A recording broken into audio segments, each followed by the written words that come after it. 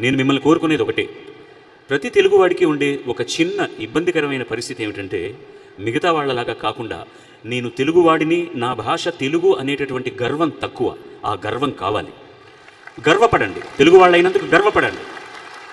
అలాగని మరొక భాషను తక్కువ చేయకండి. ప్రతి భాషకు దాని ముఖ్యత్వం ఉంది. కానీ మనం తెలుగు వాళ్ళమైనందుకు నేను తెలుగువాడిని గర్వపడండి. నలుగురిలో తెలుగు మాట్లాడడానికి సిగ్గుపడకండి. ఇప్పుడు చెట్టియార్ గారు మాట్లాడారు, కుపుసాం చెట్టి గారు, ఆయన నాకు కొంచెం మధ్య మధ్యలో తమిళం కలుస్తుంది అని. ఏ భాషలో కూడా మరొక భాష కలవకుండా పరిపూర్ణత లేనే లేదు. మీరు లాటిన్ దగ్గర నుంచి ఒక సంస్కృతాన్ని తప్పిస్తే ప్రపంచ భాషలన్నీ కూడా ఇరుగు పొరుగు భాషల్లో నుంచి కొన్ని పదాలు తీసుకుని వాడుతున్నవే తప్ప ఏది పరిపుష్టైన భాష కానే కాదు. ఇప్పుడు మీరు ఆంధ్రదేశాన్ని తీసుకున్నా, తెలంగాణను తీసుకున్నా కూడా ప్రతి మండలంలో ఒక మాండలికం ఉంది. వాళ్ళు కూడా చాలా యాసలతో మాట్లాడతారు. మీరు తమిళ యాసతో మాట్లాడితే తప్పేంటి? మొహమాట పడకండి మీరు మాట్లాడడానికి. ఆయన డాక్టర్ గారు చెప్పినట్టుగా మనం తెలుగు వాళ్ళు అరవాళ్ళ కంటే కూడా తమిళం బాగా మాట్లాడతారని మాట్లాడాల్సిన అవసరం లేదు. మనకు తెలిసిన తెలుగులో మాట్లాడుకుందాం, తప్పే లేదు, అందులో ఏమీ తప్పులేదు, అర్థం చేసుకుంటారు. రెండే విషయాలు, పద్యం అనేటటువంటిది తెలుగు వాళ్ళకి సొంతమైన ఒక గొప్ప విశేషం. చిన్నప్పుడు తెలుగు నేర్చుకుంటున్నప్పుడు పద్యం నేర్పించేవాళ్ళు పిల్లలకి. ముందు పెద్దవాళ్ళు నేర్చుకునేవాళ్ళు, పిల్లలకు నేర్పించేవాళ్ళు.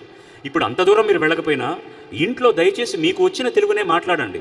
నాకు అర్థం కాదు, ఈ భాష సరిగ్గా లేదు, నేను అరవమే మాట్లాడతాను అనకండి. బయటికి వెళ్ళండి. మీ వృత్తిరీత్యా మీరు తమిళం మాట్లాడవచ్చు, మలయాళం మాట్లాడవచ్చు, కన్నడం మాట్లాడవచ్చు, ఇంగ్లీష్ మాట్లాడవచ్చు. కానీ ఇంట్లో మీ పిల్లలతో మాత్రం తెలుగే మాట్లాడండి. తెలుగు నేర్పించడానికి ప్రయత్నించండి. ఒకవేళ రాయడం రాకపోయినా మాట్లాడడం, మీకు తెలిసిన భాషలో మాట్లాడండి. ఎప్పుడు వస్తే వరద ఈ దినం వచ్చినాడు, వరద లీవ్ అడుకుని వస్తానని అనుకుంటాను, తప్పలేదు. అట్లే మాట్లాడండి. నాకు సంబంధించిన మా చిన్నాన్నలు, బాబాయిలు, మామయ్యలు మద్రాసులో ఉండేవాళ్ళు అట్లాగే మాట్లాడతారు. వాళ్ళతో కలిసి నేను మాట్లాడేటప్పుడు నా తెలుగు అట్లాగే ఉంటుంది.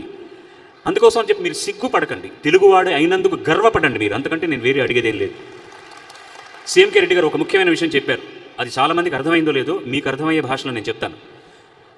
జనాభా లెక్కల కోసం ఇంటికి వస్తారు అందరూ. మీ ఇంట్లో ఎంతమంది ఉన్నారు, ఏం చేస్తున్నారు అని అడిగినప్పుడు, మీ మాతృభాష ఏమిటి అని అడిగినప్పుడు దయచేసి మీరు తమిళ్ నేర్చుకున్నాం కదా, మాతృభాష అంటే మాకు తెలియదు తమిళ్ అని చెప్పకండి. మా మాతృభాష తెలుగు అనే చెప్పండి. లేకపోతే లెక్కల్లోకి రాము. మనం ఎంతమంది ఉన్నామో తెలియదు ఎవరికి. దయచేసి ఇది ఎవరితోనూ పోరాడడం కాదు, మిగతా వాళ్ళు తక్కువ వాళ్ళని చెప్పడం కాదు. మనకు రావాల్సింది సంపాదించుకోవడానికి సంఖ్యాపరంగా మనం ఎంతమంది ఉన్నామని తెలియజేయాలంటే, మన ఇంటికి ఈ జనాభా లెక్కల కోసం వచ్చిన వాళ్ళు అడిగినప్పుడు మీ మాతృభాష ఏమిటి అంటే తెలుగు అని చెప్పండి. ఇది అబద్ధం కాదు, ఉన్నమాట, నిజం. అంతకంటే నేను చెప్పగలిగేది ఏమీ లేదు. నేను సినిమావాడిని కాదు, నేను కథానాయకుని కాదు, ఏదో పెద్ద పెద్ద మాటలు మాట్లాడేస్తారు. నేను తెలుగువాడిని. నేను తర్వాత భారతీయుడిని. ఈ భారతదేశంలో పుట్టినందుకు గర్వపడుతున్నాను. ఒక తెలుగువాడిగా మొట్టమొదటి తెలుగు పాట పాడినందుకు గర్వపడుతున్నాను. ஒரு தமிழ்நாட்டில் வந்து எனக்கு கிடைச்ச ஒரு இந்த అపూర్వమైన గౌరవத்துக்கு நான் ரொம்ப நன்றி கடன் பட்டிருக்கிறேன். అదేవిధంగా కన్నడంలో, మలయాళంలో, పంజాబీలో, వేరే ఏ భాషలో పాడినా కూడా వాళ్ళందరూ నాకు ఇచ్చిన గౌరవానికి వాళ్ళకు నేను చిర రుణగ్రస్తుడిగా ఉంటాను. భారతీయుణ్ణి, తెలుగువాడిని, ఈ రెండు విషయాలకు మాత్రం నేను చాలా చాలా గర్వపడుతూ, విశ్వనాథ సత్యనారాయణ గారు ఆయన మొట్టమొదటి కావ్యం ఆంధ్ర పౌరుషంలో ఆయన చేసిన తొలి రచనలోని ఒక పద్యాన్ని పాడి మీకు వినిపిస్తాను. నేను మిమ్మల్ని కోరేది ఏంటంటే, ఈ పద్యం మాకు అర్థం కాలేదనుకుంటారు కదా, ఈ పద్యం కోసం వెతకండి, ఎక్కడ దొరుకుతుందో తెలుసుకోండి, దాని అర్థాన్ని తెలుసుకోండి. అందుకని నేను అర్థం చెప్పాను, పద్యం మాత్రం మీకు పాడతాను. ఈ పద్యం పాడుతున్నందుకు నేను చాలా గర్వపడుతున్నాను.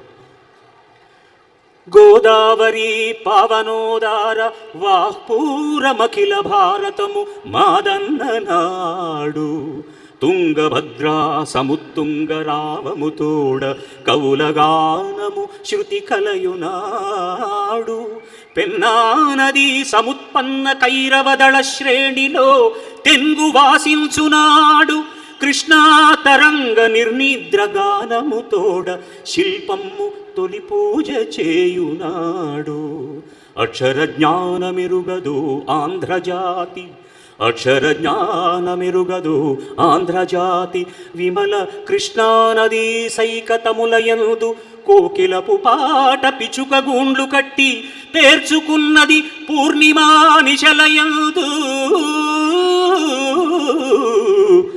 పేర్చుకున్నది పూర్ణిమా నిశలయందు. జై తెలుగు. నమస్కారం అందరికీ. రాబోయేటటువంటి ఉగాది విజయాన్ని, ఆరోగ్యాన్ని, ఐకమత్యాన్ని, సామరస్యాన్ని ఇస్తే ఐశ్వర్యం దానంతట అదే వస్తుంది. మరొక పర్యాయం చెప్తున్నాను, తెలుగువాడైనందుకు గర్వించండి, తెలుగు భాషకు పట్టుబట్ట కట్టండి, తెలుగు ఉనికిని కాపాడండి. నమస్కారం.